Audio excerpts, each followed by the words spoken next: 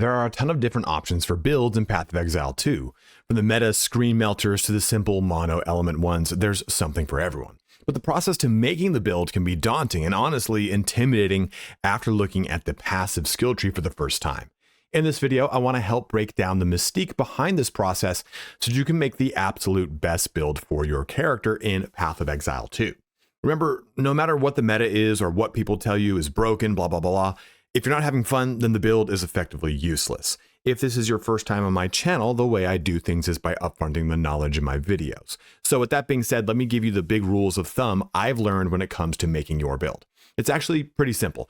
Choose a skill you really like using on whatever class you want to play, and then see what Ascendancy class either matches or complements that skill.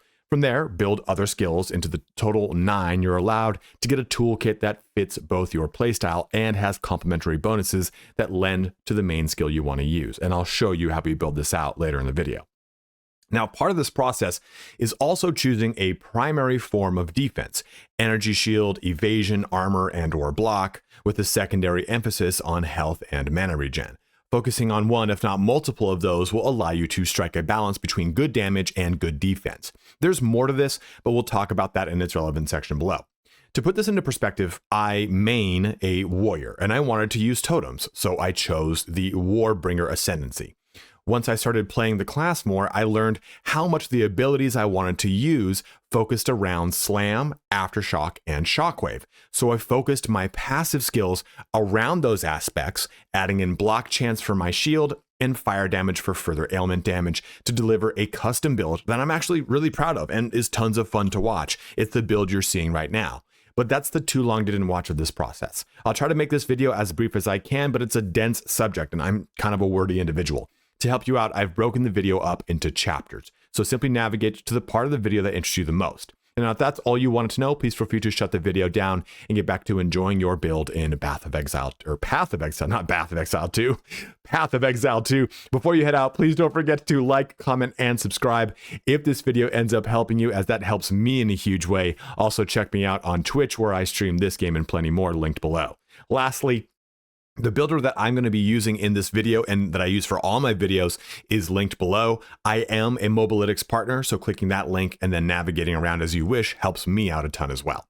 Let's get started on how to make the ultimate build in Path of Exile 2. Loading into the game, let's create a blueprint for how we're going to approach building out our builds. Now for this video, I've made a brand new monk. He is going to be a Sub-Zero styled, frozen, cold, frost, freezing, whatever the hell monk, focusing on cold damage and using freezing mechanics, as well as any other kind of physical / martial skills that we're going to pull out from the monk. So in order to make your build, I think one of the hardest things to do is getting context on how your skills are going to evolve for the character as they level. A lot of these builder websites just have every single skill available to you, again, without context of what level you get it and what weapon actually has it. So we're going to use our uncut skill gem to start this off. So create a character, get an uncut skill gem, and use this to get some reference on how things evolve. So taking a look, we have the entire top row. These are the skills that you're going to use through the majority of your campaign playthrough. Eventually, towards the end, you'll start to progress towards these bottom ones and maybe swap some out. Like Frozen Locust, for example, it's got like a leap backwards and it calls forth an ice crystal and so on and so forth. Well, Wave of Frost is somewhat similar to that. You can use both in tandem, but maybe you swap them out. Giving you a further example, on Mace, I was using the Rolling Slam on my warrior. I swapped it out for Leap Slam because it effectively did the same thing, only better for what I wanted for my build. So that's how you can kind of evolve your build as you build it out. But in the beginning, again, I'm making a build that focuses on frost damage, or I'm sorry, cold damage. So let's choose those abilities. And you can use this ability thing at the bottom here to simply type in cold. Okay, well, that's a lot of them, right? That's a good chunk of them, but there's more that can take advantage of it. So really it comes down to, in the beginning, choosing one or two abilities that you really like and seeing what they do. So for example, here, the Frozen Locust, leap backwards and crack the ground with your staff to call forth an ice crystal, which creates chilled ground. If the crystal is destroyed, it causes an icy explosion that deals attack damage, but does not use your weapons damage. So that gives me a lot of stuff to go off of. Chilled ground, that chills things. And chill is an ailment that slows the afflicted target and lasts 2 seconds by default. So here, by the way, you just simply hold down Alt and left click these underlined things to bring up these little context things to kind of pop them out. So chill is one of our ailments. We're going to work on that. Okay, Ice Crystal. So this thing does Ice Crystal. I wonder if anything else triggers off of Ice Crystal. Let's bring that out over here. Glacial Cascade. Okay, we know this does quarterstaff stuff. All the stuff's going to be quarterstaff stuff. I'm not worried about that. But this does Frozen. So this builds our Freeze. Freeze is another ailment we're going to work with. Okay, cool. And we see that Ice Crystals hit by the final spike explode. So right away, these two capabilities work in tandem with one another. So I can see Ice Crystals. Let's go ahead and type it in here. All right, nothing else works off of Ice Crystals, but these two immediately do. So we can play around with that. Well, what works with chill? We can type it in. All right, well, nothing does, but cold damage is what contributes to chill. And chill is at a magnitude. So magnitude tells me that once it reaches a certain point, I get certain things. It debuffs, it explodes, it does whatever. You hover it over and it'll give you all the information you need. Freeze is kind of like the end of like that freeze buildup, right? So you've got these two elements that we can play around with. So freeze and type that in. We've got Wave of Frost. We've got Freezing Mark. Having maybe Frozen for another portion of it. Okay, we just to kind of see what we've got. So we have abilities that we can play around with. And I'm not going to build every single ability out right here. I'm showing you how you can choose them. And another thing too is like reading stuff like Tempest Bell, which says elemental ailments applied to the bell cause its shockwave to deal extra damage of the corresponding type. So this gives me some transparency on what abilities are not specifically cold abilities, but will be beneficial from my cold abilities. This becomes a cold ability because I'm using cold stuff on it. Chill and freeze are ailments that'll be applied to this bell that it will then shockwave out for me. So reading these is going to be a big portion of making your build, finding out what actually works for you. And you can use these tags at the top here to give you some navigation or at least sense of how this build is working. Okay, this is an AoE, it's a melee skill, it's a sustain skill. This one is a payoff skill. Have powerful extra attacks when hitting enemies inflicted with the specific debuffs, often consuming the debuff in the process. Or this is a movement, oh no, it's not. It's a Nova skill, so it will do a big AoE circular bit of damage. Vaulting Impact is a travel, it's a slam. So using those tags gives you context on what stuff might actually help the build together. Let me show you just a quick rundown of what I did for my warrior. I took a look at, okay, I want to use Earthquake because this gives me Jagged Ground. It gives me Aftershock. I can play with those. And what I can also want to do is a bunch of totem stuff. This thing raises a totem that slams the ground, repeatedly damaging nearby enemies. Jagged Ground erupts when hit by this slam. Cool. Okay, so these two are automatically playing together, and I can use slams to help trigger more stuff. I can use, in my build, I eventually got into Volcanic Fissure, which uses Aftershock stuff. Slam the ground, creating a winding fissure that deals damage as it travels and remains for a duration. Using a different slam on a fissure will cause an aftershock. So this ability of overlapping these little tiny keywords is huge to making your build work for you. And another portion of your build are going to be your support gems. Now, support gems are a nest of things.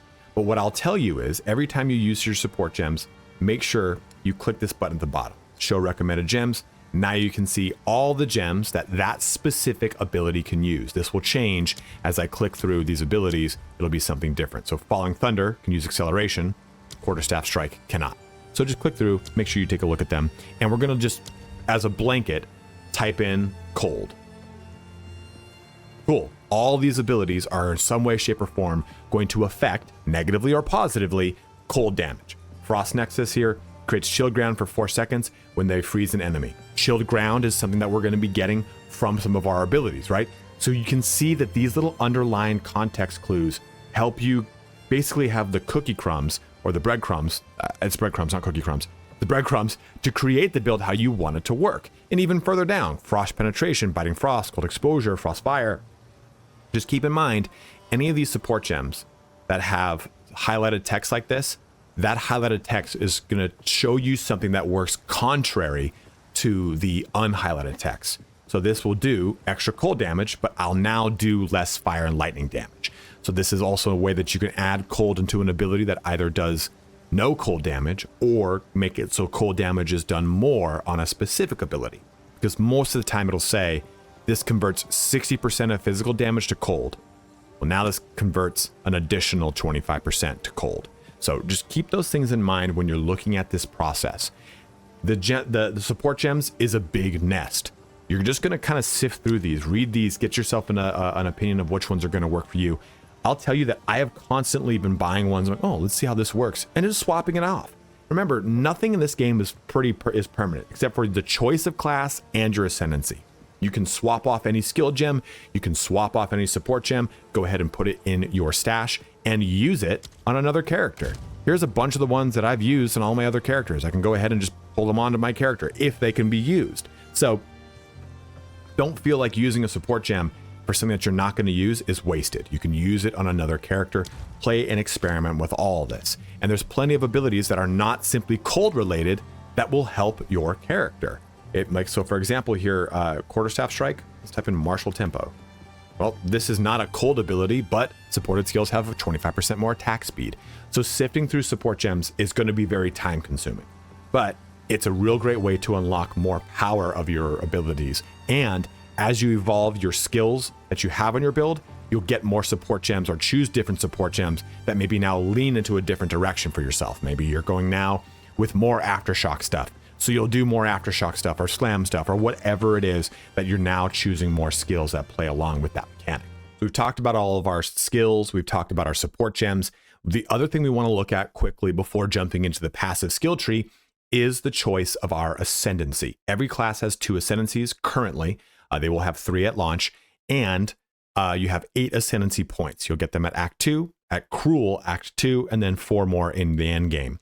So basically, you'll have the ability to jump down 1 whole tree or 1/2 tree, however many times, whatever it is. What I'd tell you is look at the Ascendancies and see how you want to play. Remember, we're doing a cold monk. So we're focusing on cold and elemental damage, and then we're going to focus on some defense stuff, which we'll talk about in a bit. So by doing that, let's look at this Ascendancy tree. You don't have to understand it. You just got to quickly look at some things. Okay, well, this gives me a magnitude of chill. Okay, we know that chill is part of one of the ailments we're dealing with. This to unfreezing enemies, create chilled ground, gain 1% damage as extra cold damage. Cool, let's do this one. Okay, elemental damage. This has something to do with elements as well.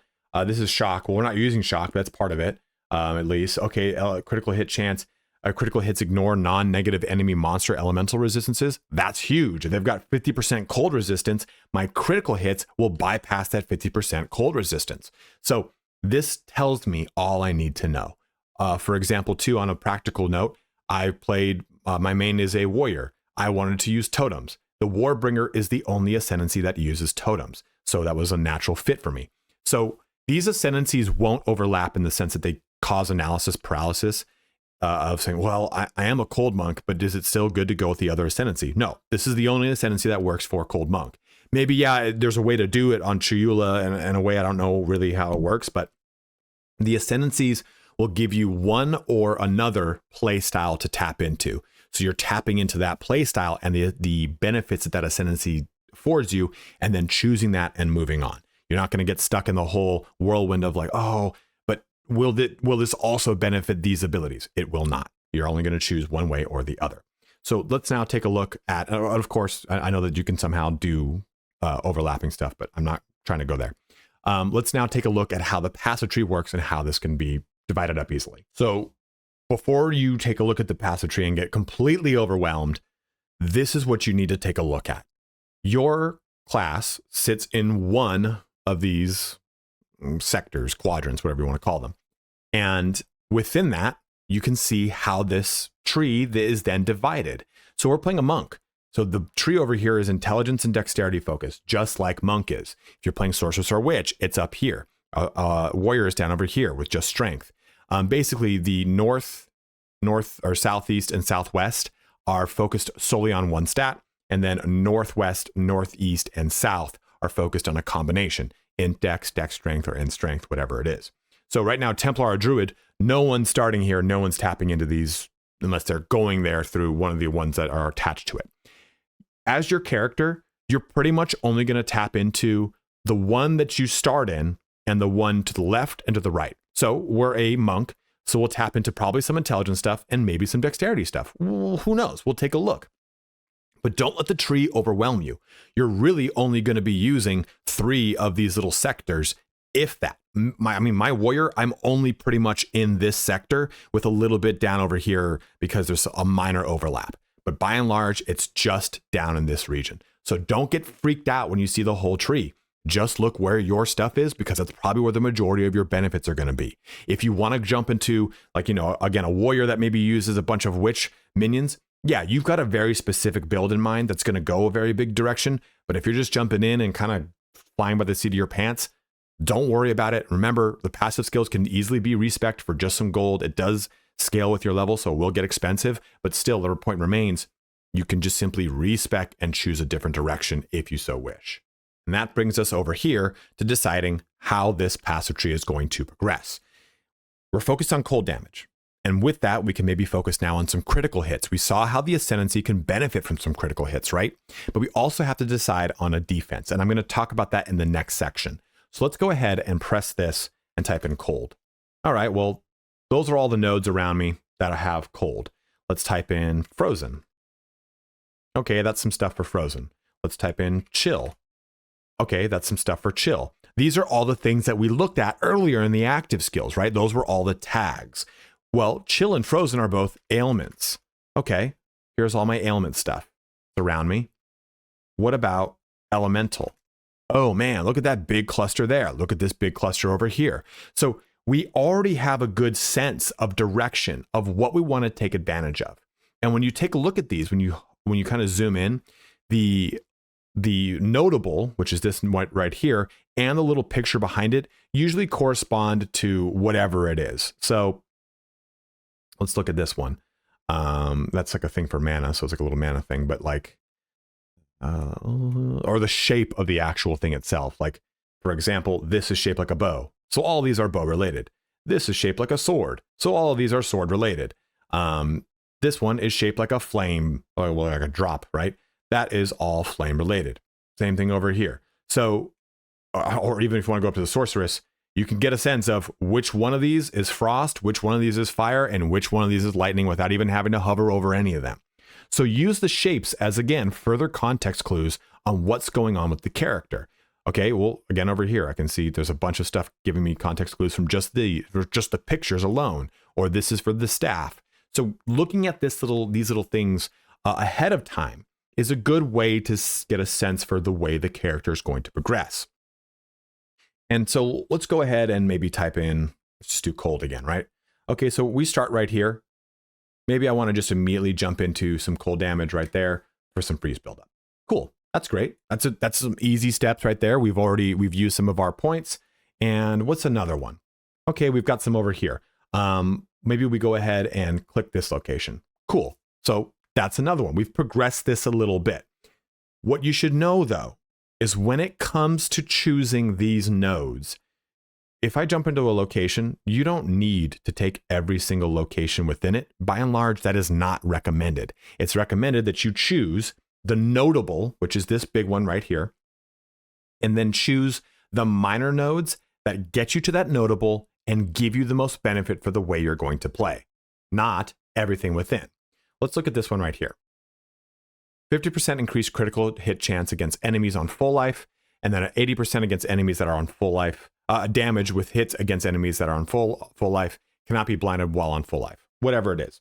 So this is cool, right? Because we're trying to do lots of critical hit stuff. What's this first one? 20% damage with hits against enemies on full. Okay, well, that's nice. Okay, that's even better. Okay, this is good. What's this other one? It's the same thing. Well, this is 20% on full life. This is 40% crit damage bonus against enemies on full life. Well, you know what? We're focusing more on critical hit. So let's go take this one just to get into it, and then go down here and take that, because this plays into how we're playing. Or maybe, again, I don't know what this one is. Increased life recovery from flasks. Well, this is 15% life flask charges gained, and this is 10% increased life recovery from flasks. Well, I'd rather have the chance to use more flask charges. So I'm going to choose this branch because that's usually related to it. And boom. You don't need to take the whole cluster. Sometimes it makes sense. Rarely will it.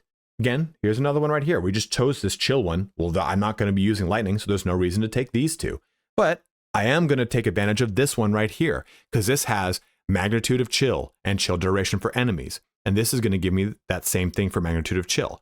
I can jump down here, even though I've already gotten this branch, and get that if I really need to. But you know what? I don't want to. So we're going to move away from it. Don't spend so much time getting worried about all these things. Choose the big shiny ones that look cool and find a way there. Here's another example. Damage penetrates 50% of cold resistance. That's a huge thing. You want to look for stuff like damage penetrates if you're doing an elemental build, because that will bypass their resistance. Since we can do that with critical hits as an invoker monk, this gives me even more benefit to do it off of my critical hits. This is 6 plus another 6. That's 18% plus another 15. So 33%. Great math on me. 33% bypassed cold resistance. That is awesome.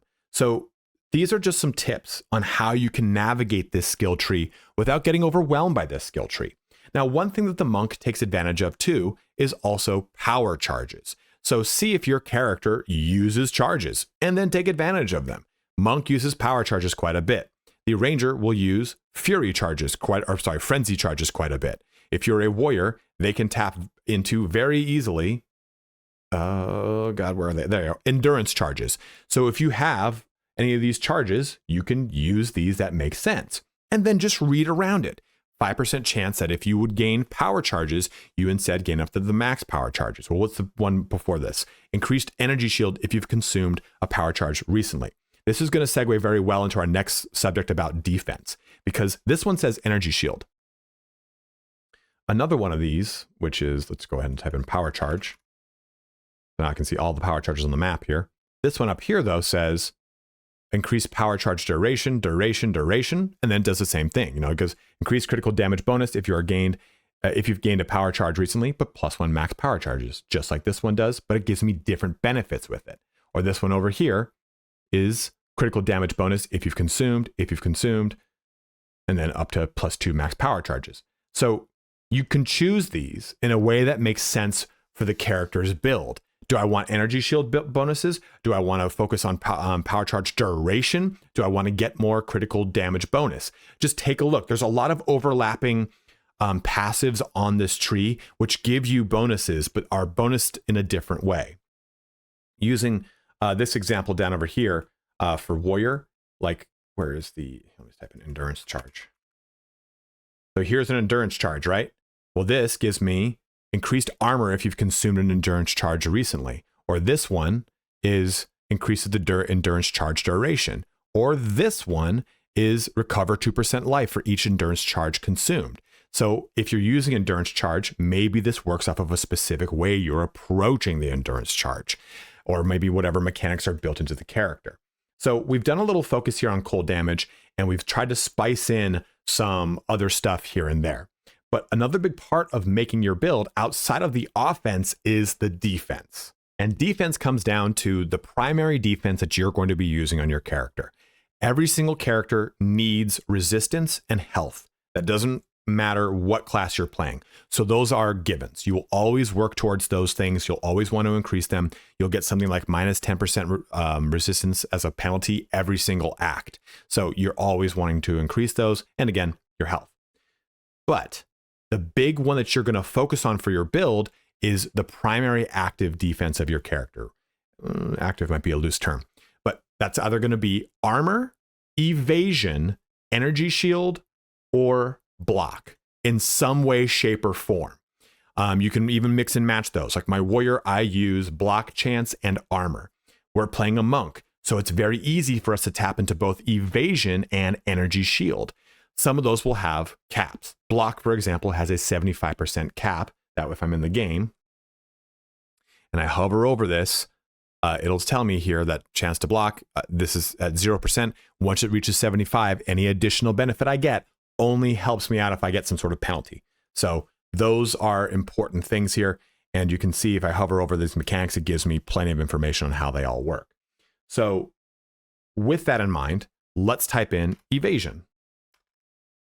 So here are all the evasion nodes on this map. And they're all pretty like easily accessible by monk. They even have a huge cluster right here. And I can see too that I've got 4 on my Ascendancy tree, which is really nice, right? So this gives me a lot of, it gives me some good ideas into evasion. What about energy shield? Okay, there's even more here too. So some of these share 12% increased invasion rating and increased max energy shield. We can play with both or one or the other. I would advise you to pretty much just choose whatever you like the defense style of. For example, I was not using block for a long time and I kept dying. And then I finally found an ability that made it so that block was easier for me to tap into. Now I use block all the time and I like focusing on it for a skill passive. But just that same note, you could focus solely on evasion and not have to really actively worry about it, right? That's the character's passive ability to evade things. So when we have these things in mind, let me just look at energy shield because I have it up. This allows us to cater the direction of our passive skills that we're building towards our offensive things, towards our defensive things too. So we got this energy charge. We picked up these notables over here. We got this notable down here. Well, this branch over here is really easy to pick up for more energy shield. Boom, there we go. +2 evasion per 1 max energy shield on equipped helmet. That's going to help me 2 ways, right? Because the gear that we have has both of those for dex stint.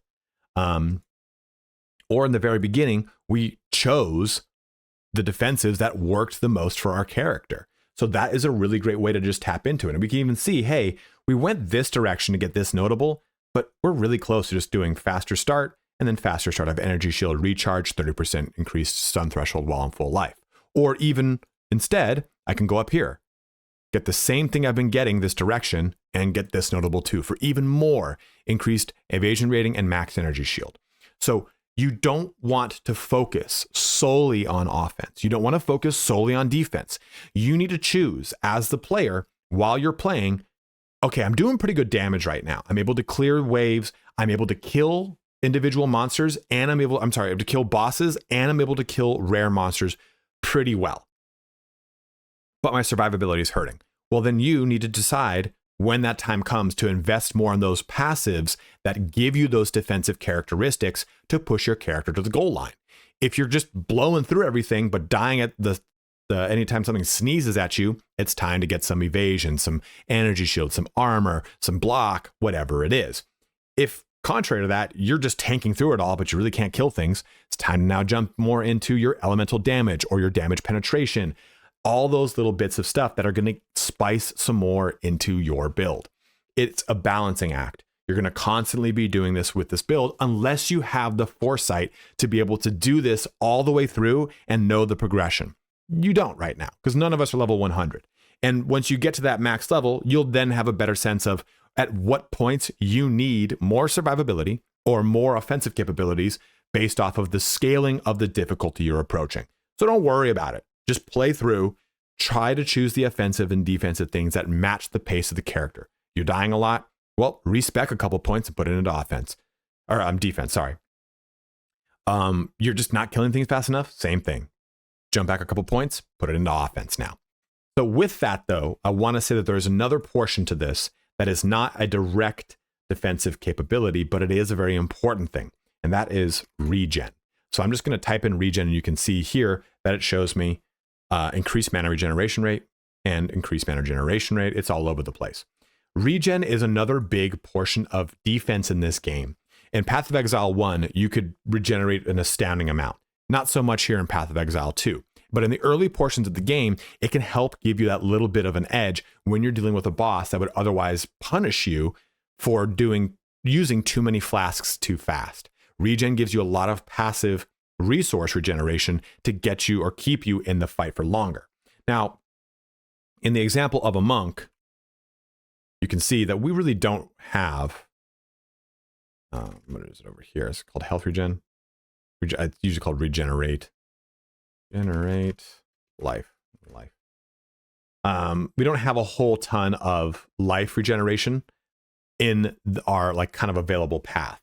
A lot of it is focused around mana, which is still quite good.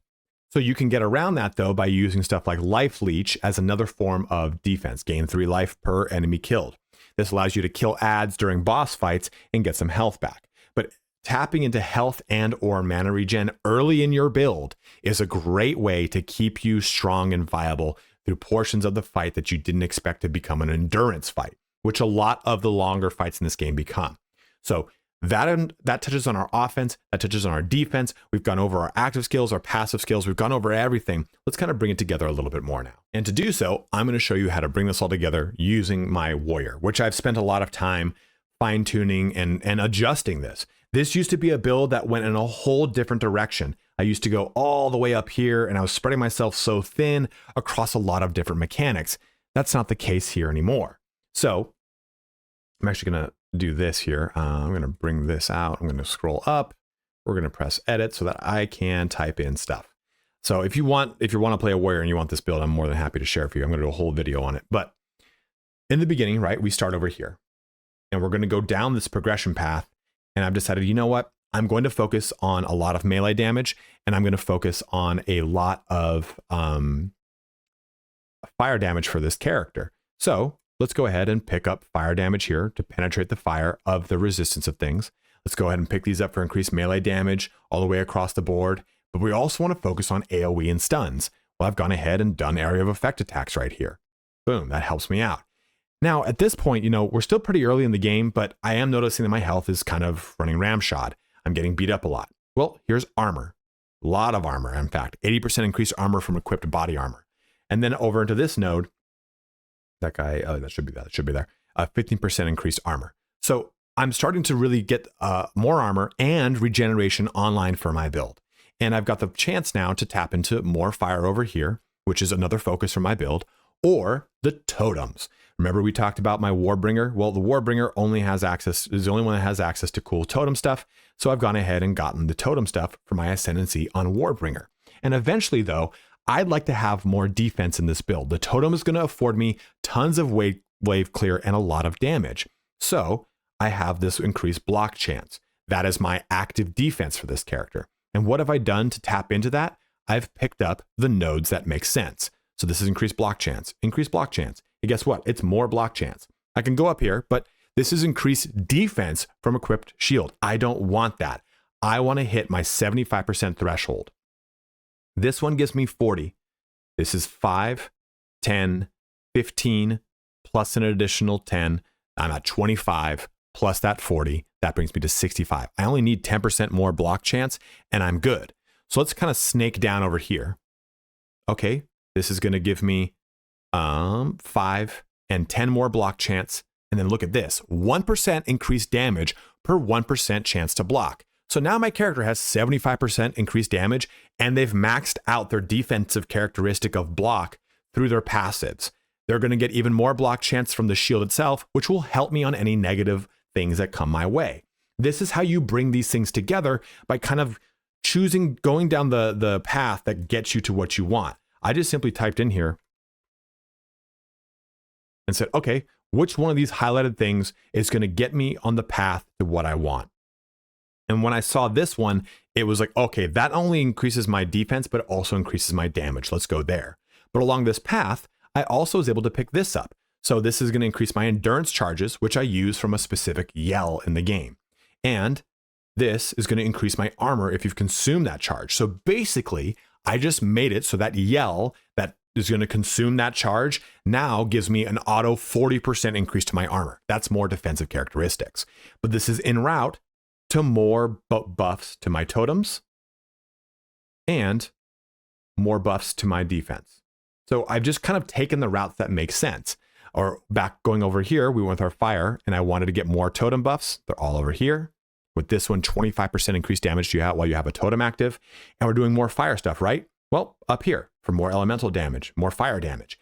And I said we're doing a lot of AoE and shockwave stuff. Well, that's right here. So find the path towards the things that you want to create for your character, and you'll find that it's pretty easy to then connect the dots outside of it. I've gone ahead and gone down this road, got more area of aftershock, got more stun threshold and elemental ailment threshold. I also took advantage of more bleeding from jagged ground. We talked about jagged ground being a big thing in my build. We're using maces. We're all the way over here in Mace Town. Like, there's tons of stuff that just kind of create the path for you once you realize the things you want to benefit from. I know it sounds and looks so convoluted. You're like, dude, what is this crap? I don't get a damn thing. But once you really focus a little bit at a time, right? Like I didn't build this thing out like this. I built this thing out from this portion. I went just a little bit over this way. Okay, let's go down over here. Let's go down over there. Oh, you know what? No, I want to go, where's totems? Okay, cool. There's totems right here. This is my character right now, just has like this leg. I know that this next portion is going to make sense to it too. And I know eventually I want to get Titan's blood or Giant's blood. Sorry, that so I can use two-handed weapons in one hand. All this stuff kind of creates a momentum for you once you find out the direction you want to go with the build. And you just follow that direction that it's created for you by simply going in one, well, direction. And if you don't want to, like I said, just simply back step up. I didn't realize how important something like skill effect duration was until I started playing the build and putting it through its paces and realizing, oh shit, my ancestral spirits are based off of whether or not my totems are active. And my totems aren't active for very long. Well, this now increases how long they're up by, what is it, 45? Yeah, 45%. So evolve this build as you play it. Use these builders to say, okay, you know what? I played a lot tonight. What can I spend 10, 15 minutes at the end of every play session? Just kind of go, oh, can I tweak a little bit of this here and there? What can I do on this builder that's going to give me a little bit more now that I know the skills I want to use, the individual defenses I need, what offense is really lacking? Am I too focused on one type of element? Am I too focused on one type of damage style and something's got too much resistance against it and it's crushing me? Let me get some penetration in the build, whatever it is. A lot of this stuff makes sense once you put it into context, meaning that you'll understand it more once you look at the skills, you look at the passive tree, and you follow something. You can follow a guide. Go ahead and do it. Who the fuck cares? Play this game however the hell you want. Everyone's going to tell you, oh, if you're not playing this build, you're not good. Screw them. They're not playing your game. You are playing your game. You're going to play however you want because whatever the internet says is probably not going to be 100% what you want to do. It's shoehorned across 80 to 60% of what you want. And the rest just kind of like, well, they said this is good. I'm going to use it. It's a stupid ability though. Fuck that. Play how you want. It's early access. None of us really know what the real future is going to be like. And all of it's going to change so quickly anyway. So that's my parting note to you here on jumping into Path of Exile 2 building. I know this video is long. I know this video is dense. I know we talked about a ton of things, but truly sit down and fail. Fuck it up. Who cares? It's not permanent, like I said. And if you find that your character's dying a lot, which I was dying a lot as a warrior, and I was like, maybe I stop. Maybe I just go back to a ranger. But I didn't want to sit down with that defeat. I wanted to learn how I could make this character work. And the character wouldn't be created if it could. I'm sorry, the character wouldn't be there if it didn't work. There has to be some way I can make this stuff click. And yeah, is it going to be the thing that's going to get 7 million views on YouTube because the build is super broken and they end up having to patch it? No, but I'm going to have fun while playing. I'll maybe struggle here and there, but it's going to be my own creation and I'm really going to enjoy doing it. And I have a lot of fun doing that. So hopefully you do too. And hopefully this build gives you, or this video helped you in creating that build. But as always, guys, thank you so much for watching here today. If you have any tips for creating a build, let it be known in the comment section below. I didn't go into a lot of the nitty gritty stuff. There's things that break out what an additive or a multiplicative bonus is based off of the text. It's like extra damage versus adds to, or something like that. There's certain nomenclature, but that I didn't want to get too heady and too numbery and lose you guys on it. So again, if you have any tips, you're a Path of Exile 1 veteran, you got 10,000 hours in the game, let it be known. I am not the best builder. I'm not making broken builds over here. I'm making builds that are fun. I'm making builds that fit the theme I want to play, and I'm still learning. So that's a crucial thing. Keep learning as you're going along, and you'll find a build that works for you. But as always, thank you so much for watching here today. Have a good one, and take care.